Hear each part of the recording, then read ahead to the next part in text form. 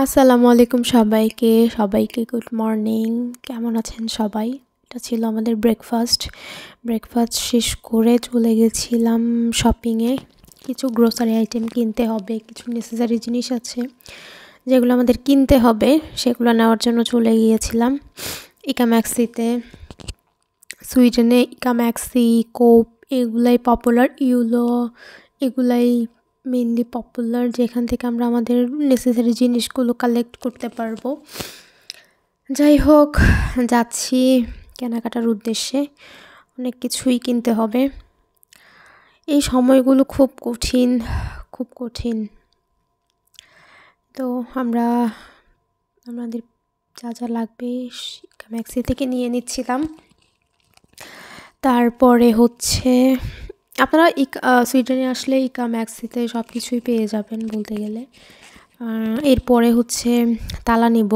আমার হাজব্যান্ডের হচ্ছে সাইকেল কালেক্ট করেছে একটা, সেটার জন্য একটা তালা, এটার জন্য ইউলাতে চলে এসেছি। এই যে এখান থেকে একটা তালা নিব। অনেক ধরনের তালাই আছে। এটা ছিল 29 ক্রোনার। আমরা 19 ক্রোনারেরটা সিলেক্ট করেছিলাম। এরপরে হালাল মিটের জন্য আসছি, গরুর মাংস দেখব। সব কিছু কিনে বাসায় ফিরলাম। বাসায় ফিরেই খাওয়া দাওয়া করেছি। তারপর হচ্ছে রেডি হয়ে দৌড়াতে আসলাম ভাইয়াকে বিদায় দিতে। আমার একজন ভাইয়া উমরা হজ করতে যাবে, তো ভাইয়াকে ট্রেনে তুলে দেওয়ার জন্য আমরা সবাই মিলে যাচ্ছি। দৌড়াতে যাচ্ছিলাম কারণ অনেক দেরি হয়ে গিয়েছিল, অনেকগুলা কাজ ছিল, তার মধ্যে হচ্ছে সময়ও কম ছিল। ভাইয়া চলে যাবে বিকেলবেলা। এখান থেকে আগে ইতালি যাবে, ইতালি থেকে উমরা সৌদি আরবে যাবেন। সবাই দোয়া করবেন, খুব ভালো মানুষ উনি।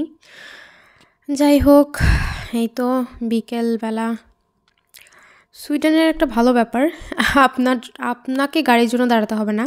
গাড়ি আপনাকে দেখলেই অটো দাঁড়িয়ে যাবে, যেটা মানে সেই গাড়িটা যত এক্সপেন্সিভই হোক, যত তাড়াহুড়াতেই থাকুক, যত এমার্জেন্সি যাই হয়ে যাক, আপনি যখন রোড ক্রস করবেন গাড়ি অটোমেটিক্যালি দাঁড়াবে। হ্যাঁ, কিছু জায়গায় অবশ্যই আপনাকেও নিয়ম মানতে হবে, যখন গ্রিন লাইট জ্বলবে তখন আপনি পার হবেন, বাট বেশিরভাগ জায়গাতেই আপনি কোনো ফুটওভার ক্রস করলে আপনার জন্য হচ্ছে গাড়ি দাঁড়িয়ে যাবে। এটা খুব ভালো ব্যাপার।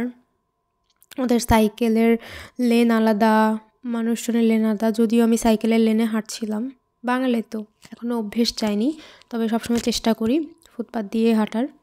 এটা ছিল সাইকেল লেন যেটা দিয়ে আমি হাঁটছিলাম। So sorry, next time try করব জায়গা মতো হাঁটতে। যাই হোক, এরপর নিজেকে শুধরে নিয়ে নিজের লাইনেই আসলাম। এটাই হচ্ছে হাঁটার পথ, আর পাশেরটা সাইকেল লেন। সুইডেন আসলে সবাই এটা মেনটেন করার চেষ্টা করবেন। এই তো যাচ্ছিলাম ভাইয়ার কাছে, এই দিক থেকে যাব রেল স্টেশনে। তো বিকালটা ভালোই লাগছিল, যদিও একটু দৌড়ানোর মধ্যে ছিলাম, বাট ভালো লাগে। এই জায়গাটা আমার খুবই পছন্দের। সবসময় নিরিবিলি থাকে এবং গিয়ে নিজের মতো একটু সময় কাটানো যায়। পাশে একটা লেক আছে, লেকটা অনেক সুন্দর। হাঁটতে দেখছিলাম কিছু ওল্ড ওম্যান হেঁটে যাচ্ছিল। তারা অবশ্য নিজের কাছে নিজেই করতে পছন্দ করে। খুবই ইন্সপায়ারিং এই ব্যাপারটা।